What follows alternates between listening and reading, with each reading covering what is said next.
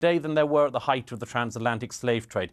So some of us are simply a bit bored of hearing people ripping at closed wounds and then crying about their hurt or their presumed hurt, because everybody could do this. 1 million Europeans were stolen by North Africans over the course of decades of the North African Barbary pirate slave trade. Where would you end if you did that? The answer is you couldn't end, because nobody is alive who has actually suffered the hurt, and nobody is alive who did the wrong. And I'd make one other... In this interview, Douglas Murray finds himself opposite a woman demanding endless apologies for history she never lived and facts she refuses to learn. The woke activist never thought it could get so bad, until Douglas made one statement that leaves her completely defenseless. Well, today is, of course, the 4th of July. It's a day that America celebrates because they booted we British out.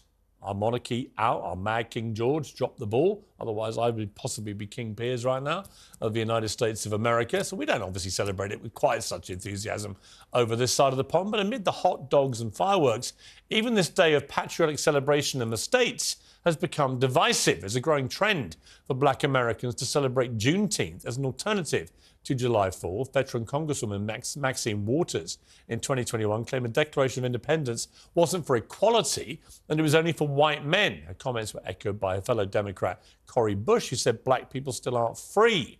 So is there something in all this? Should these national institutions and occasions be opportunities for reflection and apology rather than celebration? Well, joining me now is best-selling author of The War on the West and conservative commentator... July 4th, and the usual suspects are already trying to turn fireworks into a funeral.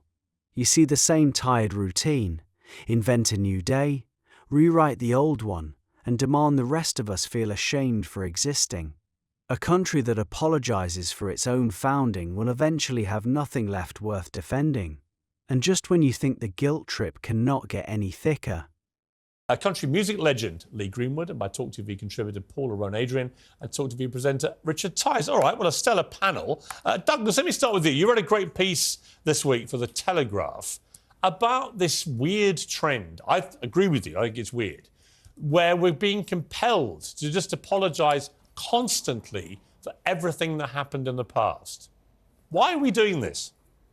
That's right. It's a very strange act of masochism, really, and an act of masochism carried out by people who don't seem to know anything. Murray calls it what it is: a strange act of national self-harm carried out by people who do not even know the history they are condemning. King George III signed the act that began ending the trade. Prince Albert stood up against it while British ships were still hunting slavers on the high seas. Grown adults wanting to spend their entire lives as perpetual victims of events they never experienced is a special kind of embarrassment.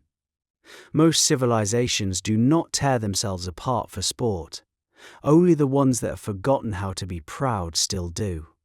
Stick around, the demand for more grovelling is about to get louder. About the British monarchy having to apologise for slavery, it was King George III who signed the Anti-Slavery Act into law in 1807.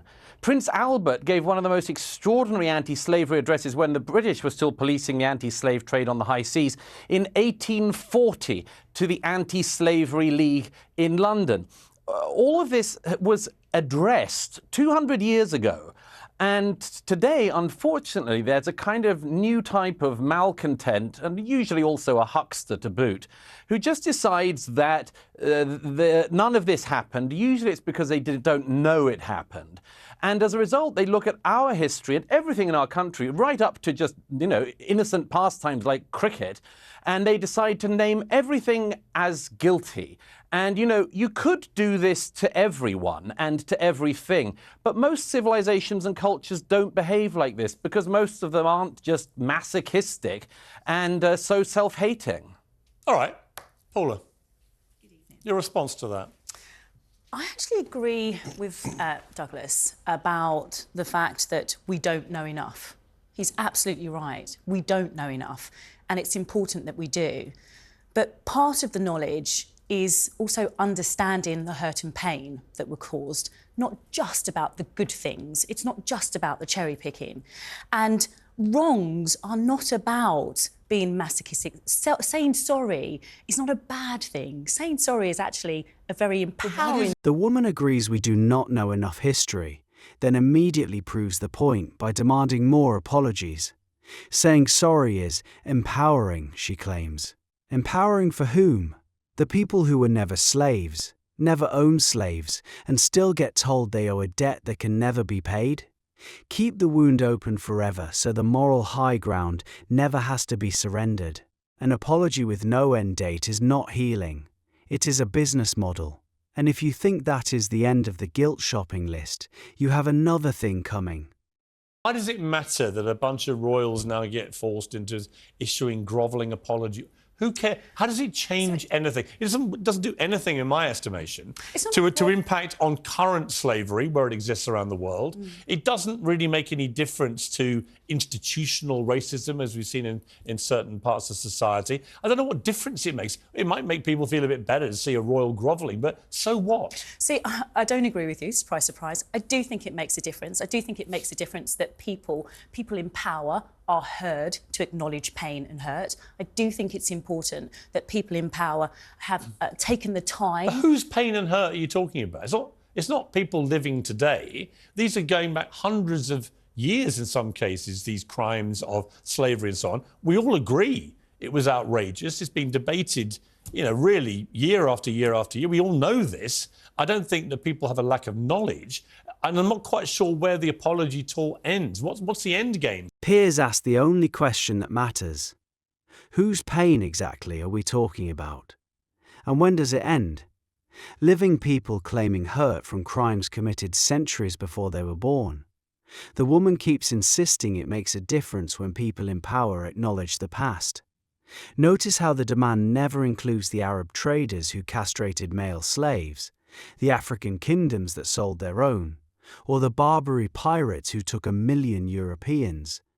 The grievance is always selective. Only certain histories qualify for the endless guilt trip. Now wait until you hear where this logic actually leads. The game is about the ability to understand the true history, not just the part of history that we have been taught. And that is the difficulty. So you're talking about who's the apology for. Well, the apology is for me. The apology is for those who have suffered. The apology is for those who continue to struggle through colonialism and through slavery. And I do think that it's important that royalty are coming forward and saying, we apologise for the part that we played. She wants the apology for those who continue to struggle through colonialism. Murray keeps pressing the endgame. If everyone says it was terrible, which every serious person already knows, can we finally look forward? The answer from her side is always no. There is no finish line. Next, it will be compensation for people she never knew.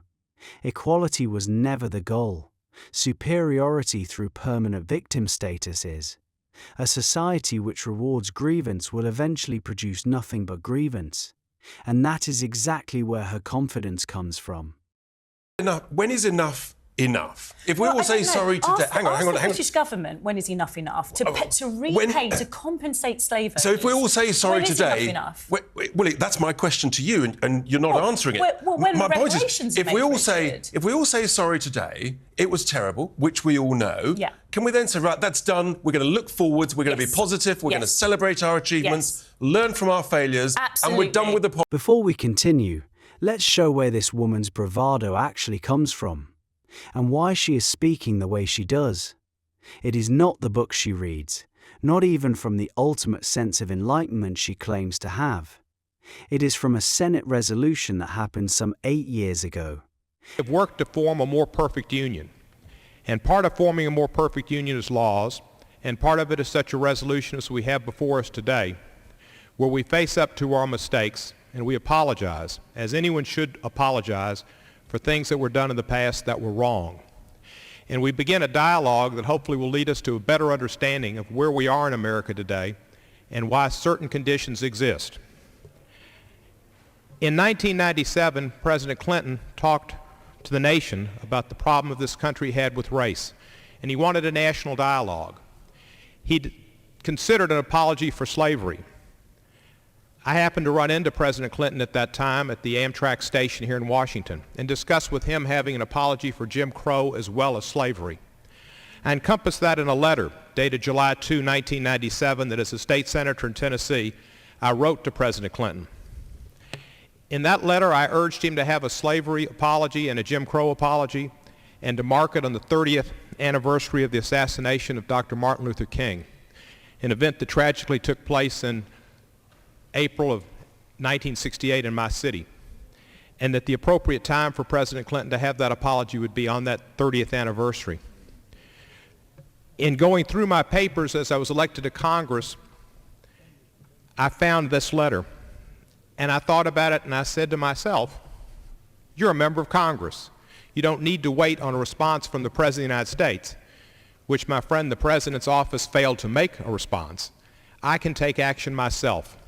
So I introduced the resolution in February of 2007 with 120 sponsors joining. As a direct consequence of the woman's grandstanding, here's Congressman Steve Cohen speaking in favor of H-Res 194, apologizing for the enslavement and racial segregation of African Americans.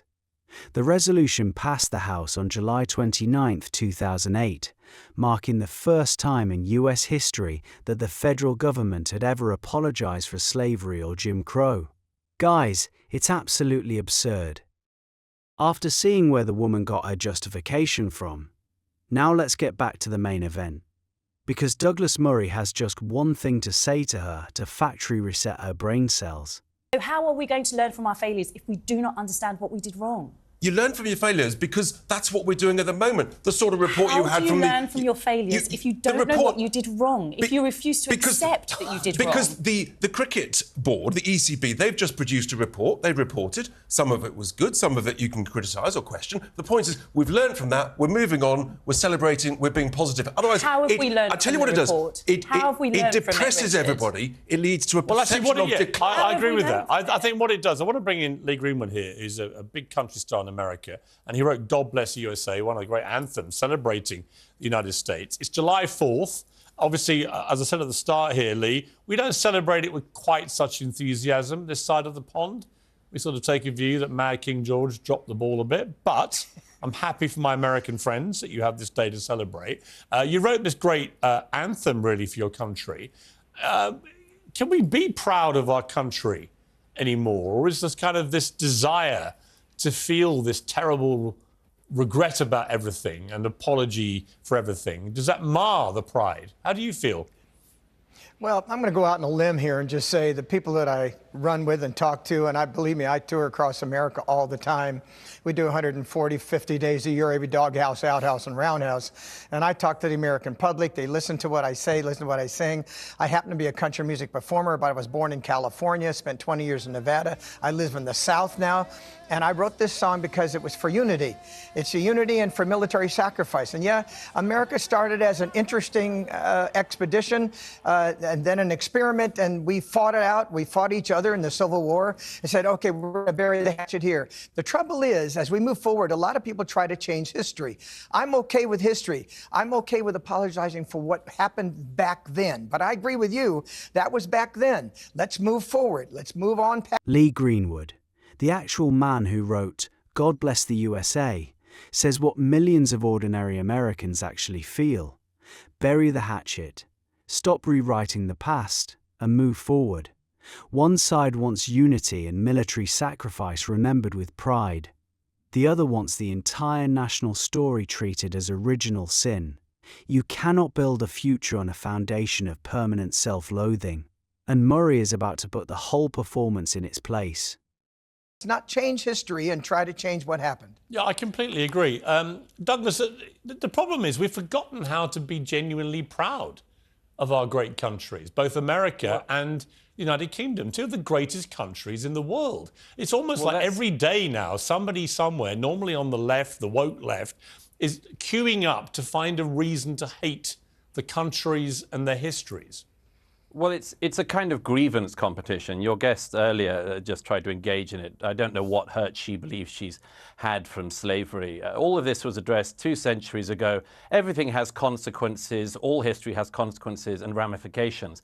But, you know, if we were to play this fairly, we would at least look at all of the countries around the world that engaged in the slave trade who are simply not interested in any form of reparations. The Ottoman Empire, all the Arab countries who not just traded far more slaves than across the Atlantic, but castrated all the men so that there wouldn't be any more African slaves after them. They worked them to the bone. I see no interest across Africa in paying reparations for selling their brother and sister Africans into slavery or for working them to the bone to the present day. There is slavery across Africa today. In fact, there are more slaves in the world today than there were at the height of the transatlantic slave trade.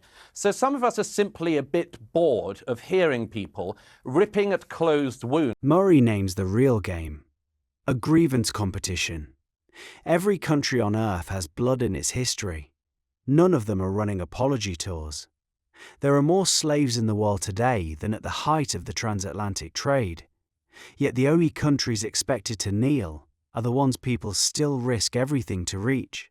The more virtuous the society, the more it is presented as the villain. Most of us are simply tired of watching closed wounds being ripped open for applause.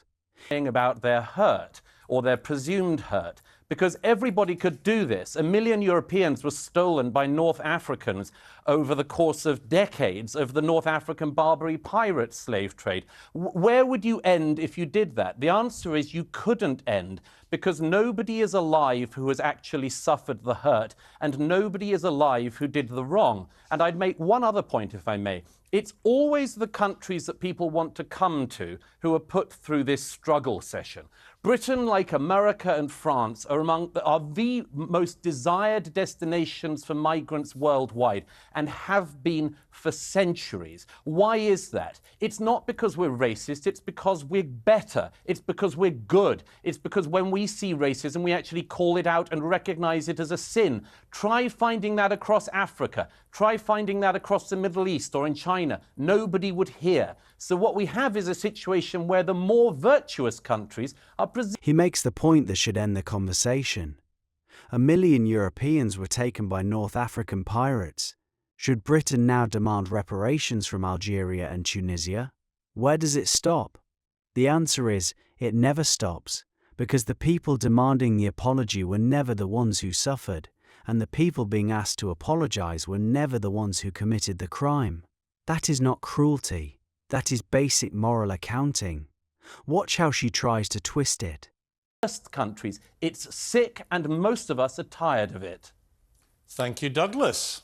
I am so sorry that Douglas is bored by the pain that has come from That's not what he said. Through slavery. He didn't say. He didn't say. But what you're doing there, what you're doing. Yeah, but hang on, Paula. Paula, you're being very disingenuous. That's not what he said. I am. The viewers aren't stupid. They know exactly what he said. He's not saying he's bored by the pain. He's saying, and I think it's a perfectly valid point, the pain that people who are alive today are claiming they're suffering for what happened 200 or 300 years, it's not a real pain.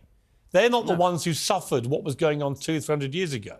So in terms of justice for all, I mean, I think we'd all agree that there should be justice. Well, I'm not suffering from when the Normans invaded this country. Agree. I'm not suffering from what my ancestors went through.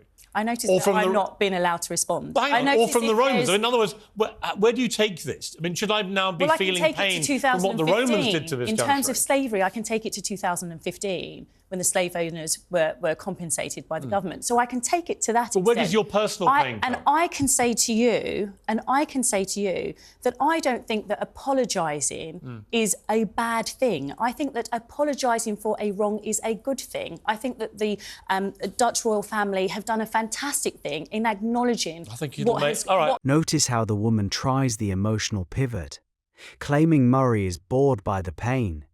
Claiming personal suffering from events 2 or 3 centuries ago is not justice, it is performance.